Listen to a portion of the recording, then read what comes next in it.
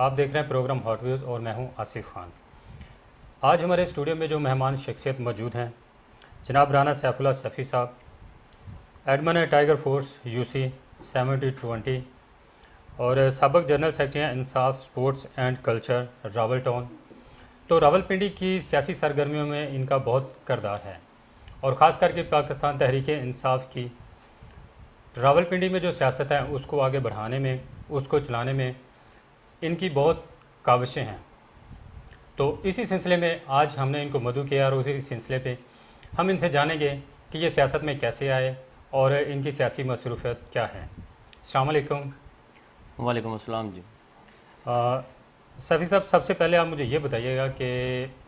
سیاست میں آپ کیوں آئے؟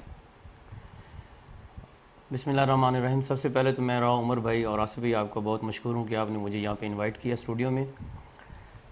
بیسیکلی میں اس وقت PhD کر رہا ہوں کمپیوٹر سائنس میں کیپٹل یونیورسٹی سے، اور ایک نجی اسکول میں پچھلے 17 سال سے وہاں پہ ٹیچنگ کر رہا ہوں، اور ایک نجی یونیورسٹی میں بھی as a visiting faculty member وہاں پہ ٹیچنگ کر رہا ہوں۔ لیکن ساتھ ساتھ میں سوشل اور پولیٹیکل ایکٹیویٹیز میں بھی بھرپور حصہ لے رہا ہوں۔ سیاست میں جہاں تک تعلق ہے تو جب کالج سے ہی سیاست سٹارٹ ہو گئی تھی، لیکن باقاعدہ جو آغاز ہے سیاست کا وہ میں نے راول پنڈی میں 2011 میں کیا، جب خان صاحب نے مارچ 2013 میں الیکشن سے پہلے لاہور میں مینار پاکستان میں ہمیں ایک خواب دکھایا کہ آپ ایک وقت آئے گا کہ آپ ایک پراؤڈ فیل کریں گے کہ جیسے آپ کے آباء و اجداد جو ہیں وہ پاکستان کی تحریک میں، پاکستان بنانے کی تحریک میں شامل تھے، تو ایک وقت ایسا آئے گا کہ جتنے بھی لوگ اس وقت مینار پاکستان میں اس موجود ہیں جلسے کے اندر، یہ پرائڈ فیل کریں گے کہ ہم انشاءاللہ پاکستان کو بچانے میں بھی انشاءاللہ ہمارا تحریک میں ہمارا حصہ ہوگا۔ یعنی اس وقت تو خان صاحب کا یہ کہنا تھا نا کہ جو آپ کہنا چاہ رہے ہیں کہ آپ کے بڑے پاکستان بنانے کی تحریک میں شامل تھے، اور اب جو موجودہ نسل ہے وہ نیا پاکستان بنانے میں شامل ہے، کیا آپ یہ کہنا چاہ رہے ہیں؟ جی، میرا مقصد یہی ہے کہ الحمدللہ کیونکہ میں راجپوت فیملی سے تعلق رکھتا ہوں، رانا راجپوت فیملی سے، اور میں پراؤڈ فیل کرتا ہوں کہ میرے بڑوں نے، ایون والد صاحب نے اور ہمارے بزرگوں نے انڈیا سے مائیگریٹ کر کے پاکستان کی محبت میں اپنا سب کچھ چھوڑا اور پاکستان میں آئے، اور آج الحمدللہ میں یہ فخر سے کہہ سکتا ہوں کہ آج میں خود بھی اور میری فیملی کے بہت سارے ممبرز، دوست، احباب جو ہیں پاکستان کو بچانے میں اور نیا پاکستان بنانے میں انشاءاللہ اس سے بھی زیادہ بھرپور کردار ادا کر رہے ہیں۔ ہاں، جیسا کہ آپ نے ٹائیگر فورس میں بھی ایڈمن فورس UC 720 تک ہیں، اس میں شامل ہیں، تو ٹائیگر فورس اس وقت کیسے کام کر رہی ہے؟ جہاں تک ٹائیگر فورس کا تعلق ہے آصف بھائی، کہ ایک جب کووڈ-19 آیا، آپ نے دیکھا کہ پوری دنیا میں کووڈ-19 نے جو ہے وہ پوری دنیا کو اپنی لپیٹ میں لیا، اس وائرس نے۔ چائنا سے یہ شروع ہوا، اور جب اس کی انیشل رپورٹس آئیں تو ہم نے دیکھا کہ یہ ایسا وائرس تھا جس کی کوئی ویکسین نہیں تھی، اور یہ وائرس تھا ریپلیکیٹ ہو رہا تھا، ملٹیپلائی ہو رہا تھا ایک سے دوسرے کو۔ اور چائنا میں جب یہ پھیلا تو چائنا میں سچویشن کچھ ڈیفرنٹ تھی کہ وہ ایک خاص صوبے کے اندر تھا، ووہان کے اندر، تو انہوں نے اس کو کور کرنے میں نو ڈاؤٹ کہ انہوں نے بہت اچھا رول پلے کیا، لیکن ان کی اسٹریٹجی کچھ سچویشن کچھ ڈیفرنٹ تھی، اور جو پاکستان کے اندر جب امریکہ اور یورپ کے اندر پھیلا اور ایران سے پھر جب تعاون بارڈر کے ذریعے ہمارے پاس لوگ آئے تو یہاں پہ جب پھیلنا شروع ہوا تو ہمارے ہاں سچویشن کچھ ڈیفرنٹ تھی۔ ہمارے ہاں جو کرونا وائرس پھیلا وہ کسی ایک خاص اسپیسیفک ایریا کے اندر نہیں تھا، یہ پورے پاکستان میں لوگ پھیل گئے جو وہاں سے آئے تھے بارڈر سے۔ تو ہمیں پاکستان کو گورنمنٹ کو کرونا کو یعنی کہ کاؤنٹر کرنے میں بہت ساری مشکلات سٹارٹنگ میں پیش آئیں، کیونکہ بہت ساری ڈیفرنٹ جگہوں پہ جو ہے نا یہ ہمارے پیشنٹ چلے گئے تھے، اور اس وقت ہماری جو قوم تھی ہمارے اس وقت سٹارٹنگ میں انہوں نے اتنا سیریس بھی نہیں لیا اس کو، جس کی وجہ سے کیسز جو ہے نا وہ بہت زیادہ پھیل گئے۔ لیکن یہاں پہ یہ بات میں ضرور مینشن کروں گا کہ الحمدللہ اللہ کی مدد کے بعد عمران خان صاحب کے ویژن نے، عمران صاحب کی سمارٹ پالیسیز نے الحمدللہ دنیا کو یہ باور کرا دیا ہے کہ ہماری جو سمارٹ لاک ڈاؤن کی جو پالیسی تھی اس نے پاکستان میں کرونا کو یعنی کہ تباہ کن ہونے سے بچانے میں بہت اہم کردار ادا کیا ہے۔ اور آپ نے دیکھا ہے کہ WHO کے جو ہیڈ ہیں انہوں نے بھی اس بات کو اپریشیٹ کیا ہے عمران خان کو بائی نیم، جو ہے نا اپریشیٹ کیا کہ انہوں نے جو اسمارٹ لاک ڈاؤن کی پالیسی تھی وہ بہت کامیاب رہی ہے، اور بہت سارے ملکوں نے عمران خان صاحب کی اس پالیسی کو جو ہے نا ایز آپ کہہ لیں کہ ایز اے اسٹینڈرڈ جو ہے نا انہوں نے کو جو ہے نا لیا، اور انہوں نے اس کو امپلیمنٹ کیا اپنے ملک کے اندر. اور آج الحمدللہ آپ کہہ لیں کہ 6 ماہ کے اندر ہمارے پاس جو کرونا کی جو ڈیتھ ہے 6500 آلموسٹ سم تھنگ ہیں، اور یہ بہت کم ہے، اور الحمدللہ ہم نے بہت اچھے طریقے سے اس کو مینیج کر لیا.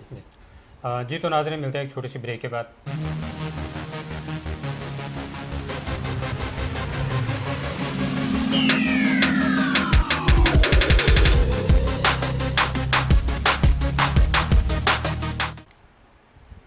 ویلکم ناظرین بیک، کم بیک.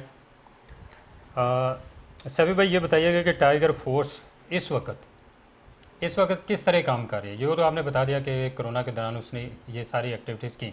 لیکن اب جو موجودہ ان کی سرگرمیاں اس کے حوالے سے ذرا تفصیل سے بتائیے گا ناظرین کو.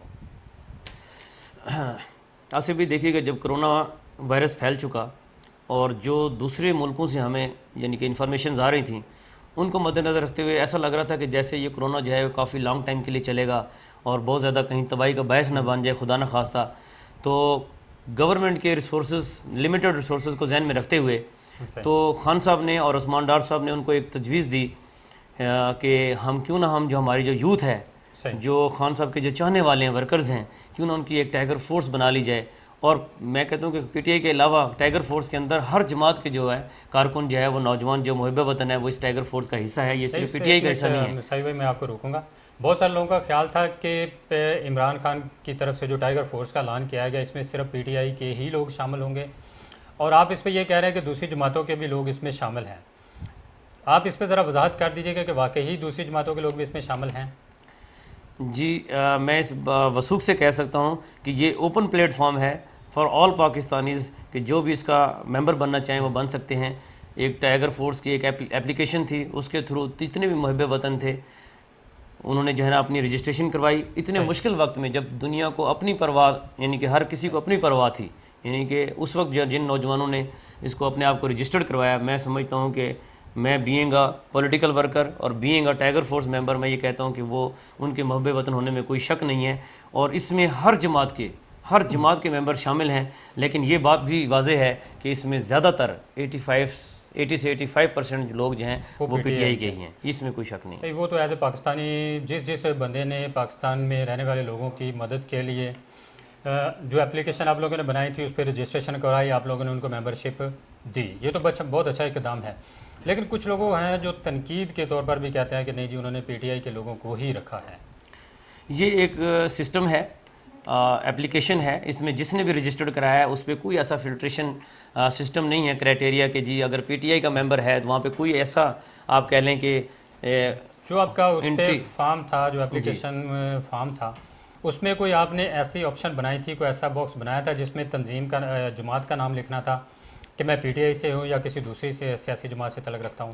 ایسا کسی قسم کا کوئی جو ہے نا لنک اس میں نہیں تھا کہ آپ اس کو انٹر کریں کہ آپ کس جماعت سے آپ کی وابستگی ہے. Being a Pakistani every citizen of the Pakistan can be a part of the member of the tiger force. اور الحمدللہ میں یہ وثوق سے اس لیے کہہ رہا ہوں کہ ہر جماعت کے لوگ اس میں شامل ہیں. اور ہمیں بھی یہ جب اے سی صاحب نے اور جو فوکل پرسن ہے ہمارے انہوں نے جب ہمیں یہ گائیڈ لائن دی تھی تو سٹارٹنگ میں بڑی کیٹیگریکلی کہا تھا کہ کبھی بھی آپ نے ٹائیگر فورس کی میٹنگ کے اندر پی ٹی آئی کی بات نہیں کرنی، ہم نے ٹائیگر فورس کی بات کرنی ہے تاکہ کسی کی دل آزاری نہ ہو. ہر جماعت کے جو نوجوان ہیں ان کے اپنی جماعت کے ساتھ وابستگی ہوتی ہے، یہ ایک نیچرل فنامنا ہے، ان کی محبت ہوتی ہے ان کے اپنے لیڈرز کے ساتھ، اپنی پارٹی کے ویژن کے ساتھ، منشور کے ساتھ. تو ہم نے آج تک جتنی بھی ہم نے میٹنگز کی ہیں الحمدللہ ہم نے کبھی بھی صرف پی ٹی آئی کو وہاں ڈسکس نہیں کیا، ہم نے صرف ٹائیگر فورس کو ڈسکس کیا ہے اور ٹائیگر فورس کی ایکٹیویٹیز کو ڈسکس کیا ہے. صحیح، یعنی کہ ٹائیگر فورس نے صرف پی ٹی آئی کے لوگوں کی ہی ہیلپ نہیں کرنی تھی، اس نے پاکستان میں رہنے والے تمام لوگوں کی مدد کرنی تھی. اس لیے پی ٹی آئی نے جو یہ ٹائیگر فورس بنائی اس میں صرف پی ٹی آئی کے ہی لوگ شامل نہیں تھے، بلکہ جن لوگوں نے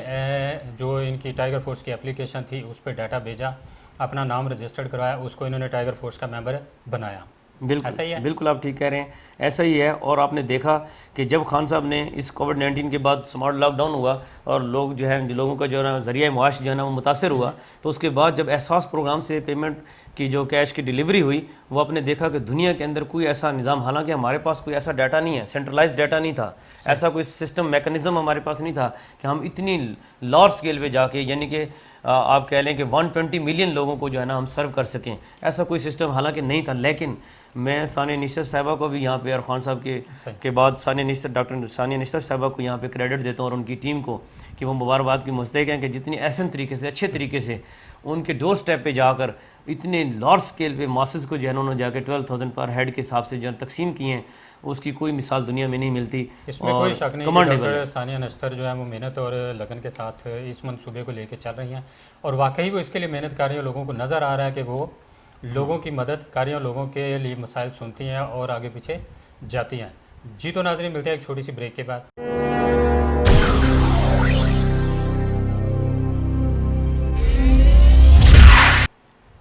ویلکم ناظرین بیک۔ سیفی بھائی، یہ بتائیے گا کہ ٹائیگر فورس ابھی کس طرح کام کر رہی ہے اور کون کون سے ایسے منصوبے ہیں جن پہ وہ کام کر رہی ہے؟ سب سے پہلے تو میں یہ بتانا چاہوں گا کہ ٹائیگر فورس کووڈ-19 کو کاؤنٹر کرنے کے لیے جو سب سے زیادہ جو ریسرچ کے بعد جو چیزیں سامنے آئی تھیں کہ ڈاکٹر فیصل صاحب نے جو بتائیں، وہ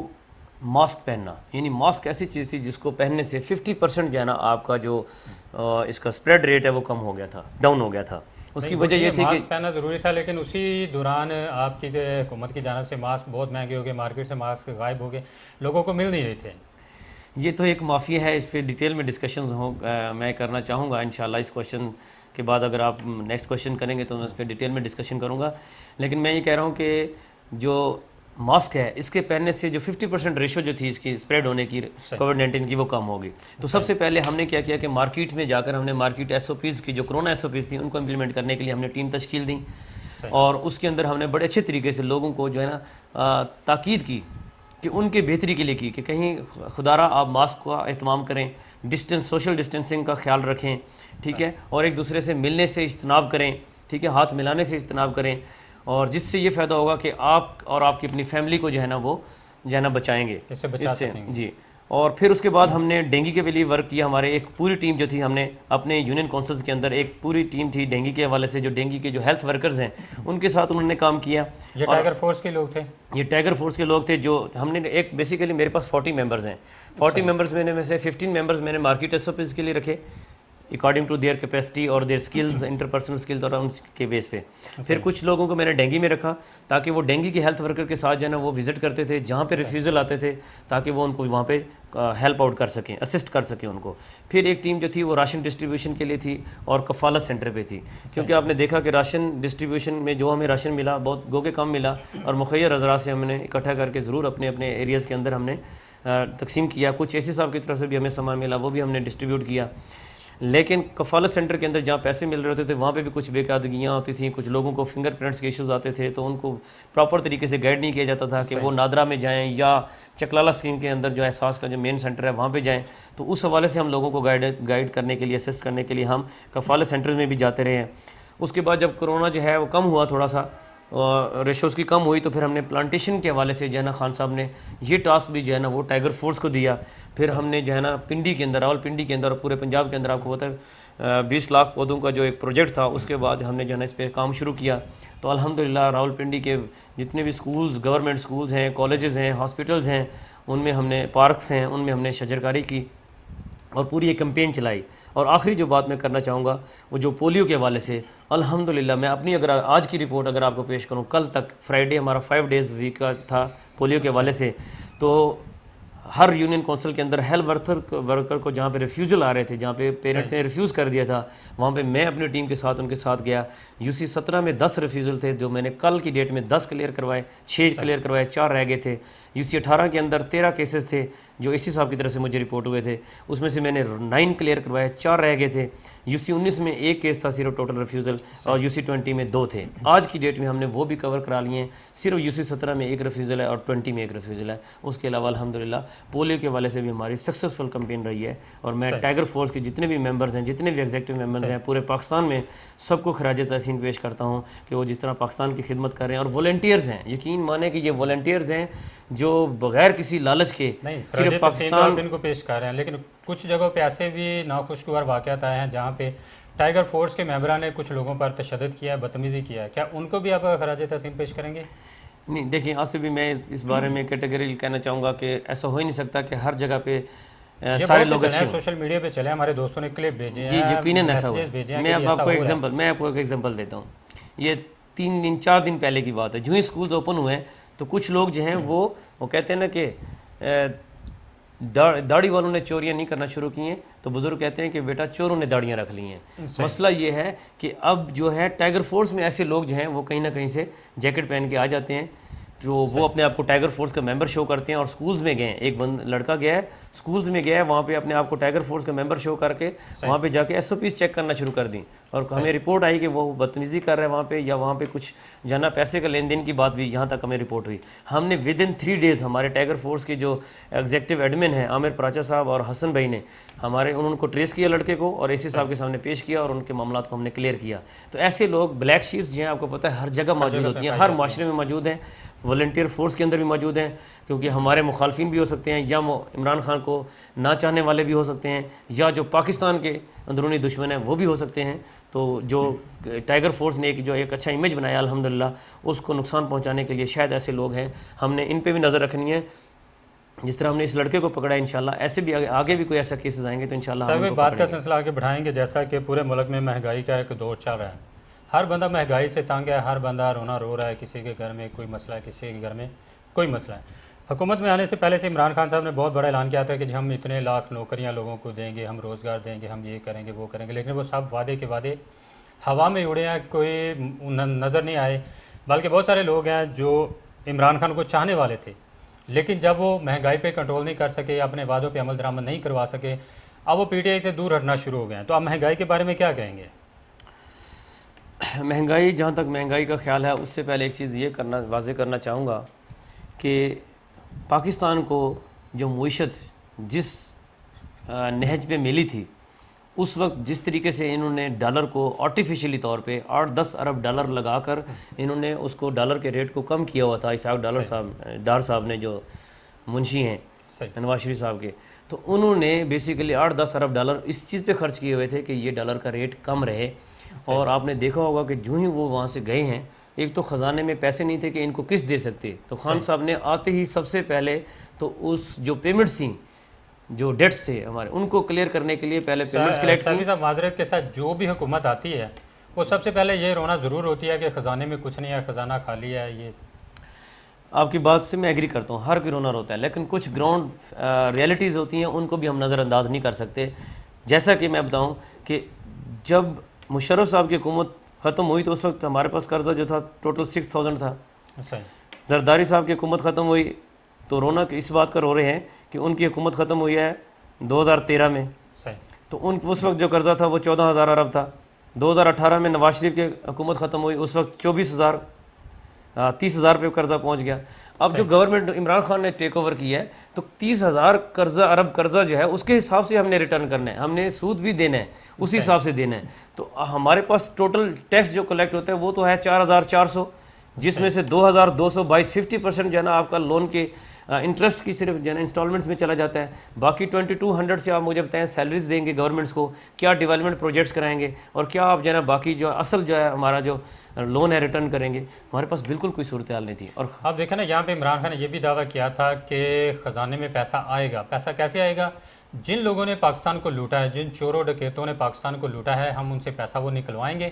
اور وہ قومی خزانے میں جمع کریں گے تاکہ پاکستان خوشحال ہو سکے۔ اور اس کے بعد پھر اسی حکومت نے، اسی عمران خان کی حکومت نے انہی چوروں ڈکیتوں کو ملک سے باہر بھجوا دیا تاکہ ان کا احتساب رک جائے۔ اس میں بہت ساری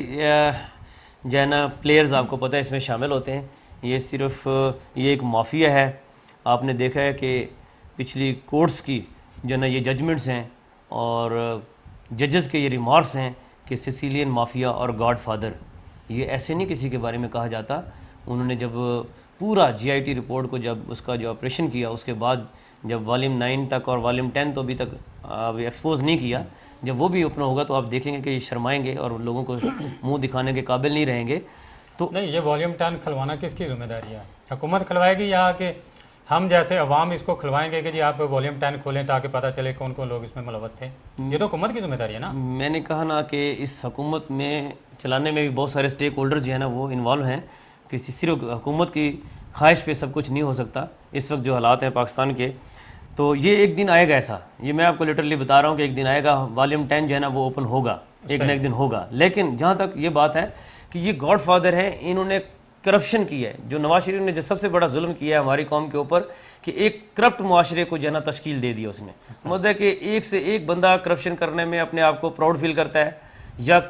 وہ موقع جانے نہیں دیتا ہاتھ سے. اگر اس کے ہاتھ میں 100 روپے کی بھی کرپشن کا جو ہے نا اگر اس کو موقع مل جائے تو وہ کرپشن کر جاتا ہے. کیونکہ کرپشن جو کرنے والے لوگ ہیں ان کے پکڑنے کا، ان کو سزا دلانے کا کوئی ایسا ہمارے پاس کوئی میکانزم ہی نہیں ہے. لیکن یہ تو حکومت کی ذمہ داری ہے نا کہ جو کرپشن کرتے ہیں، جو کرپٹ لوگ ہیں، ان کے خلاف کوئی ایسا بل اسمبلی میں لے کے آئے، ایسا بل منظور کروائے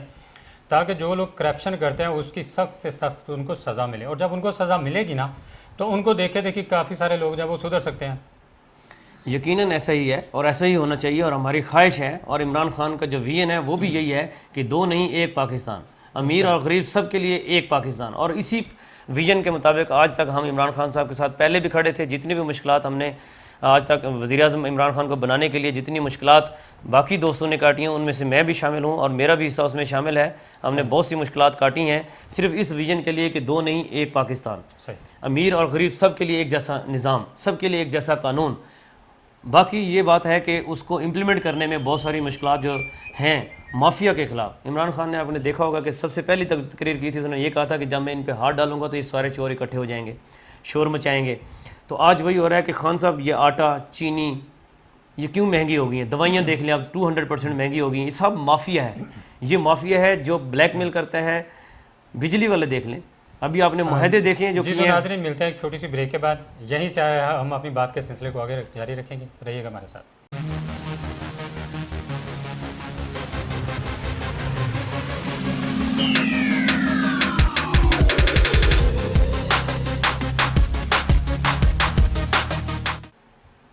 ویلکم بیک ناظرین. ہم اپنی بات کے سلسلے کو وہیں سے شروع کریں گے. جی سیفی بھائی، جیسا کہ آپ یہ کہہ رہے ہیں کہ 2 نہیں 1 پاکستان، ٹھیک ہے، یہ نیا پاکستان. پہلا پاکستان میں یہ تھا کہ کام تو لوگوں کے ہو رہے تھے، پیسے بھی کم لگتے تھے، لیکن اب یہ ہے کہ جو کام پہلے 1000 میں ہوتا تھا 5000 میں ہو رہا ہے. سمپل سی آپ تھانے میں چلے جائیں، آپ چھوٹی سی ایک درخواست دیتے ہیں، اگر وہ پہلے وہاں پہ جو محرر بیٹھا تھا 2000 لیتا تھا، اب وہ 10,000 لیتا ہے. ایک بچہ موٹر سائیکل پہ اگر پکڑا جاتا ہے تو پولیس والے پہلے 1500 لے کے اس کو چھوڑ دیتے تھے، اب وہ 5-7 ہزار سے کم بات ہی نہیں کرتے. کیا کہیں گے؟ دیکھیں، جہاں تک کرپشن کی بات ہے تو میں یہ کلیم تو نہیں کر سکتا کہ کرپشن بالکل ختم ہو گئی ہے، یا عمران خان صاحب نے بالکل آپ کہہ لیں کرپشن کو بالکل زیرو پہ کر دیا ہے. زیرو ٹالرنس بھی نہیں ہے، اور ہر محکمے کے اندر کرپشن موجود ہے. چہرے بھی نہیں بدلے، چہرے بھی وہی ہیں، سسٹم وہی ہے. اور خواہش یہ ہے کہ 2 نہیں 1 نیا پاکستان ہو، اور عمران خان چاہتا بھی ہے اور ہم بھی انشاءاللہ اس چیز کے خواہش مند ہیں. لیکن بدقسمتی سے ابھی تک ہم کلیم نہیں کر سکتے کہ کرپشن ختم ہو گئی ہے. جہاں تک آپ نے بات کی ہے تھانہ کی، تو میں بھائی کو یہ واضح کرنا چاہ رہا ہوں کہ میں اور آپ سارے اس معاشرے میں رہتے ہیں. پہلے بھی ہم نے تھانے کے اندر اس کلچر کو دیکھا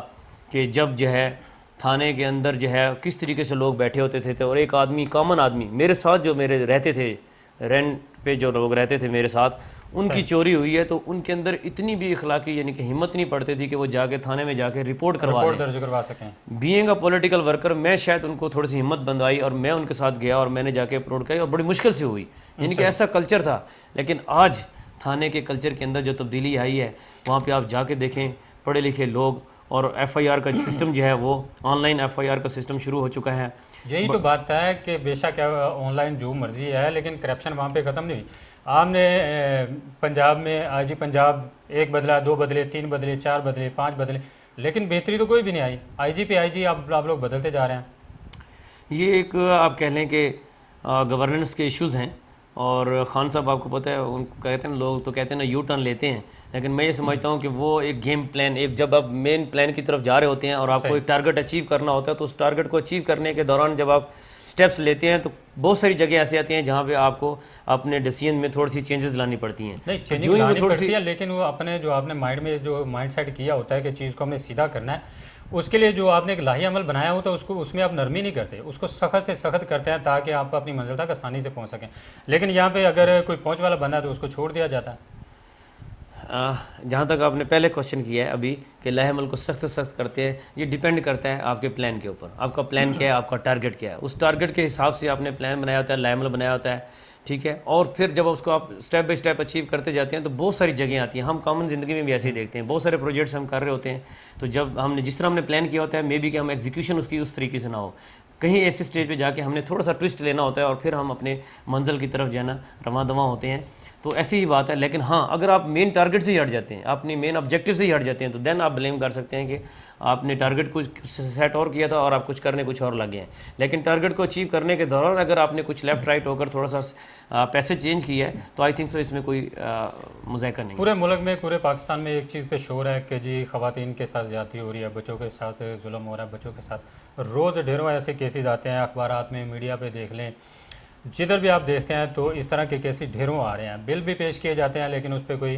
عمل درآمد نہیں ہوتا. کبھی حکومتی لوگ ناراض ہو جاتے ہیں، کبھی اپوزیشن والے ناراض ہو جاتے ہیں. تو کیا اس پہ کوئی ایسا سخت سے سخت اپلیمنٹ کروایا جائے گا تاکہ لوگوں کے دلوں میں ایک ڈر بیٹھ جائے؟ جیسا کہ اب ضیاء دور میں 2-4 لوگوں کو ضیاء کے حکم پر پھانسی دے دی گئی، چوکوں میں لٹکایا گیا، لیکن یہ ہے کہ کافی عرصہ تک ملک میں سکون رہا. عورتیں بھی بیٹھ جاتی تھی، آسانی کے ساتھ جاتی تھی آتی تھی، بچے بھی جاتے تھے، لیکن یہ ڈر خوف ختم تھا. اب بھی حکومت کو کوئی سخت ایکشن لیتے ہوئے ایسا اقدام اٹھانا چاہیے کہ 2-4 لوگوں کو بڑے چوک میں لٹکا دیں تاکہ لوگوں کے دل میں یہ خوف بیٹھ جائے کہ تاکہ حکومت کی طرف سے کسی قسم کی کوئی نرمی نہیں ہے. اس پہ حکومت کیوں نہیں زور سے ایکشن لیتی؟ یہ بہت انفارچونیٹ ہے اور آپ کا جو سوال ہے اس کو سن کر بہت دل دکھی ہوتا ہے کہ پاکستان کے اندر کہنے کو ہم اسلامی ملک ہے اور کلمے کی بنیاد پر یہ ملک بنا، اور آج ہم خان صاحب جو ہے نا اس کو اسلامی ریاست بھی بنانے کی خواہش مند، ریاست مدینہ بنانے کی خواہش بھی رکھتے ہیں اور الحمدللہ انشاءاللہ بنے گی. لیکن جو واقعات سامنے آ رہے ہیں، پہلے بھی واقعات ہوتے تھے لیکن شاید سوشل میڈیا کے نہ ہونے کی وجہ سے، اور الیکٹرانک میڈیا بھی آپ کو پتہ ہے 2001 تک تو الیکٹرانک میڈیا بھی پی ٹی وی کی حد تک محدود تھا، لیکن اس کے بعد پرائیویٹ چینلز آئے، الیکٹرانک میڈیا کے ذریعے ہمیں بہت کچھ پتہ چلنے لگ گیا.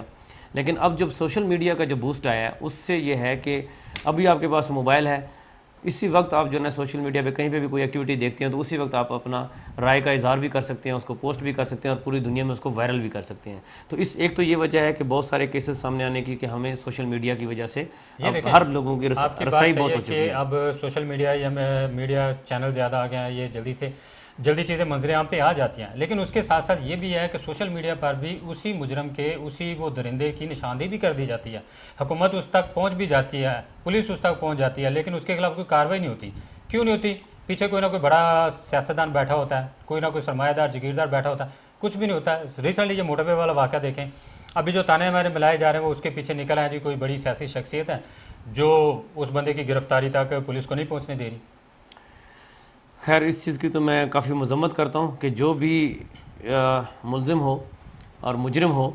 اس کو سخت سے سخت سزا دینی چاہیے. میں ایز اے پولیٹیکل ورکر اس چیز کا حامی ہوں کہ اس کو چوراہے پہ جو ہے نا اس کو لٹکایا جائے، اور تاکہ باقی لوگوں کے لیے یہ عبرت کا نشان بن جائے اور کسی کو اخلاقی اور کسی قسم کی قانونی جرت نہ ہو کہ وہ آئندہ کسی بچے یا بچی کے ساتھ اس طرح کا ظلم کر سکے یا کسی ماں اور بہن کے ساتھ اس طرح کا ظلم کر سکے. میں اس کا حامی ہوں. لیکن آپ نے دیکھا کہ بہت ساری سیاسی پارٹیاں بھی ایسی بیچ میں انوالو تھیں جو اس بل کے خلاف انہوں نے ووٹ دیا ہے کہ ان کو پھانسی نہ دی جائے، جو کہ میرے خیال میں اسلام کے اندر بھی یہ چیز جائز ہے کہ اس طرح کے لوگوں کو شریعام لٹکایا جائے تاکہ یہ لوگ باقیوں کے لوگوں کے لیے عبرت کا نشان بنایا جائے. باقی جہاں تک عدالتی معاملات کے تعلق ہے، ہمارا پولیس کا کام ہے، حکومت کا کام ہے قانون بنانا، پولیس کا کام ہے کہ مجرم کو پکڑ لینا، پکڑنے کے بعد جب وہ عدالت میں جاتا ہے تو پھر جج اور عدالت کا کام ہے کہ اس کو سزا دینا سخت سے سخت. ٹھیک ہے، عدالت تب سزا دے گی. یہاں پہ جب تھانے میں کیس بنتا ہے، ایف آئی آر درج کی جاتی ہے نا، اسی وقت اس میں کچھ ایسی نرمیاں رکھ دی جاتی ہیں تاکہ وہ بندہ آسانی سے ضمانت اسے مل سکے یا عدالت میں جا کے جج کے سامنے پیش ہو اور وہاں سے اس کو ضمانت مل جائے یا بری ہو جائے. یہ انفارچونیٹ ہے. بالکل آپ ٹھیک کہہ رہے ہیں, میں اس بات سے ایگری کرتا ہوں کہ وہاں پہ بھی کافی حد تک جو ہے نا چیزوں کو مینیج کر لیا جاتا ہے لے دے کر کے. یہ غلط ہے اور میں اس کی مذمت کرتا ہوں. اور انشاءاللہ جس طرح سے پولیس ریفارمز ہو رہی ہیں اور آئی جیز جو چینج کرنے کا مقصد بھی یہی ہے کہ پرانا مائنڈ سیٹ کے لوگ جب آ جاتے ہیں تو ابھی تک ان کے ذہن سے وہ چیزیں نکل ہی نہیں رہی ہیں. یعنی کہ وہ 30 سال تک جنہوں نے حکومت کی ہے تو ان لوگوں کے جو اثرات ہیں, مائنڈ سیٹ ہے, وہ ابھی تک جو ہے نا ہمارے آفیسرز کے اندر بھی وہ چیز ابھی تک نکل نہیں رہی, شامل ہے. تو خان صاحب ایسے لوگ بندے کی تلاش میں ہیں انشاءاللہ, اور ایک نہ ایک دن ضرور مل جائے گا جو پولیس ریفارمز میں اہم رول پلے کرے گا اور اس قسم کے جو معاملات ہیں ان کا سد باب کرے گا. اور انشاءاللہ ایسے لوگوں کو پھر جرأت نہیں ہوگی کہ وہ اس طرح کی حرکتیں کریں. اور انشاءاللہ قانون اور عدالت یہ ساری چیزیں حرکت میں آئیں گی تو ایسے لوگوں کو ضرور سرعام سزا ملے گی اور ہمارے معاشرے میں یہ لعنت جو ہے یہ ختم ہو جائے گی انشاءاللہ. انشاءاللہ. جی تو ناظرین ملتے ہیں ایک چھوٹی سی بریک کے بعد.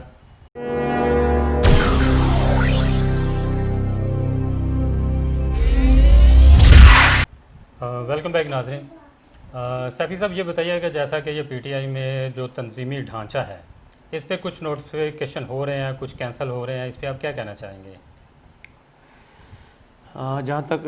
تنظیم سازی کا تعلق ہے, راولپنڈی سٹی کے اندر لاسٹ آئی تھنک سو کہ یہ جنوری کے اندر جو ہے اس سال میٹروپولیٹن سٹی کے جو نوٹیفیکیشنز ہوئے ہیں تو میں بحیثیت پولیٹیکل ورکر سمجھتا ہوں کہ تنظیم سازی, تنظیم کو چلانے کے لیے جو ہے نا لوگوں کا جو انتخاب ہے وہ ڈیفرنٹ, یہ میری ذاتی رائے ہے صحیح کہ تنظیم چلانے کے لیے جو نوجوانوں کا اور جو لوگوں کا جو انتخاب ہے وہ ڈیفرنٹ کرائٹیریا کی بیس پہ کرنا چاہیے, اور جو الیکشنز لڑنے والے لوگ ہیں ان کا جو سلیکشن کرائٹیریا وہ تھوڑا ڈیفرنٹ ہونا چاہیے, یعنی دونوں کا الگ الگ ہونا چاہیے. اگر آپ لانگ ٹرم جو کسی بھی جماعت کو اور پارٹی کو اگر آپ لانگ ٹرم کے لیے بنیاد گراؤنڈ روٹس تک اگر آپ چاہتے ہیں کہ اس کی جو نا بنیادیں مضبوط ہوں, اسٹرانگ ہوں, تو اس کے لیے ضروری ہے کہ آپ تنظیم کے جو لوگ ہیں ان کا سلیکشن کرائٹیریا الگ ہو اور جن کا تعلق پھر الیکشن لڑنے سے نہ ہو. کیونکہ جب الیکشن لڑنے والے لوگوں کو آپ تنظیم میں لے آتے ہیں تو پھر وہ ہمیشہ ایسے ڈیسیژن لیتے ہیں جو ان کی ذات کو جو نا فائدہ پہنچائیں. تو میٹروپولیٹن سٹی میں جو سلیکشن ہوئی تو 9 مہینے گزرنے کے بعد میں دیکھ رہا ہوں کہ میٹروپولیٹن سٹی کے جو عہدیداران ہیں وہ کوئی کام کرنے سے قاصر ہیں. میں بحیثیت پولیٹیکل ورکر سمجھتا ہوں کہ اس کا جو سٹرکچر ہے وہ ہی غلط ہے میرے حساب سے, یہ میری ذاتی رائے ہے. کیونکہ 3 گروپ تھے پنڈی کے اندر, راجہ محمد علی گروپ تھا, راجہ ماجد گروپ تھا اور چودھری اصغر گروپ تھا. تو بجائے اس کے کہ چودھری اصغر گروپ جو ہے نا پہلے 2 سال 2012 سے 2018 تک رہا ہے, سب کو پتہ ہے کہ پنڈی کے اندر جو ہے وہ پی ٹی آئی کے جو ورکرز ہیں ان کا استحصال ہوتا رہا, ان کو کوئی بھی جو ہے نا ایک ریسپیکٹ نہیں دی گئی اور صحیح طریقے سے ان کو یوٹیلائز نہیں کیا گیا. لیکن بجائے اس کے کہ ان 2 گروپ میں سے کسی ایک گروپ کو فل فلیج ایک ٹیک اوور دیتے, انہوں نے کیا کیا, تینوں گروپس کو شامل کر کے 2-2 4-4 عہدے ہر ایک گروپ کو بانٹ دیے, جس کا نقصان یہ ہوا کہ آپ نے دیکھا ہوگا پچھلے دنوں, ہاں جی 3 گروپ میں تقسیم کر دی. اس کا نقصان یہ ہوا کہ آپ کو پتہ ہے گروپنگ تو پھر رہتی ہے, وہ تو ختم نہیں ہو سکتی, وہ تو نیچرل ہے. لیکن پھر جو نوٹیفیکیشن ہوئے تو جو کچھ جو ہے نا جنرل سیکرٹری صاحب نے, ہمارے چودھری زبیر صاحب نے اور کچھ گروپ کے ساتھ مل کے کیے, تو صدر صاحب کو نہیں پتہ تھا. جب صدر صاحب کو جب لوگوں نے ورکرز نے جب پریشرائز کیا یا کاؤنٹر کیا کہ جی یہ کیا ہوا, ہمارے ساتھ زیادتی ہو گئی ہے, تو صدر صاحب نے 2-3 دن کے فیصلے کے بعد جو ہے نا اس کو ڈی نوٹیفائی کر دیا سب کو. اور پھر جب کیس چلا گیا عارف عباسی صاحب کی اس کی کمیٹی کے اندر, 3 لوگوں کی کمیٹی کے اندر, تو عجیب سا جو ہے نا فیصلہ دیکھنے کو آیا کہ جتنے بھی نوٹیفیکیشنز ہوئے ہیں وہ کنٹینیو رہیں گے اور ساتھ ساتھ جو ہے نا وہ انویسٹیگیشن بھی رہے گی کہ کہاں پہ غلط ہوئے, جو کہ میں ایز اے پولیٹیکل ورکر سمجھتا ہوں کہ یہ غلط فیصلہ تھا. جو ڈی نوٹیفیکیشن ہوا تھا تو اس کو پھر وہاں پہ ڈی نوٹیفائی رہنے دیتے, تحقیقات کرتے, جہاں پہ غلط تھا وہاں پہ صحیح کرتے اور باقیوں کو ایز اے زول چلنے دیتے. جی تو ناظرین آج ہمارے ساتھ ہمارے اسٹوڈیو میں موجود تھے رانا سیف اللہ سیفی صاحب. تو سیاست کے حوالے سے راولپنڈی میں پی ٹی آئی کی سرگرمیوں کے حوالے سے اور انہوں نے یہ بہت اچھے طریقے سے وضاحتیں کر دیں, اور خاص طور پر انہوں نے اس چیز پہ بہت سخت رد عمل دیا ہے کہ یہ جو پاکستان میں جنسی زیادتی خواتین کے ساتھ, بچوں کے ساتھ اس طرح ہوتے تھے, پاکستانی حکومت کو سخت سے سخت اقدامات لینے چاہیے تاکہ اس طرح کے واقعات دوبارہ نہ ہوں. تو جی ناظرین ملیں گے دوبارہ بہت جلد کسی دوسرے پروگرام میں نئے مہمان کے ساتھ. تب تک رہے اپنا اور اپنے پیاروں کا خیال رکھیے گا. خدا حافظ.